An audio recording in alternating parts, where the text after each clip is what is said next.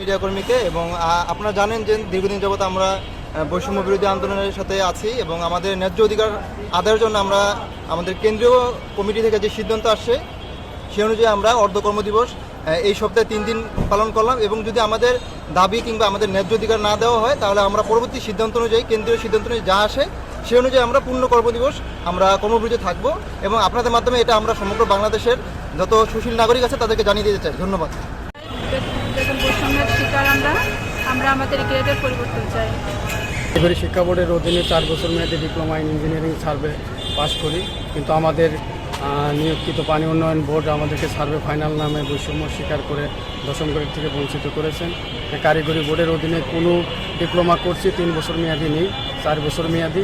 এই 4 বছর মেয়াদি ডিপ্লোমা ইন ইঞ্জিনিয়ার কর্মীদের সাথে বৈষম্য স্বীকার এবং আমরা আন্দোলন সেই বিগত অনেক দিন যাবৎ করে আসছি আমাদের এই আন্দোলনের পক্ষে।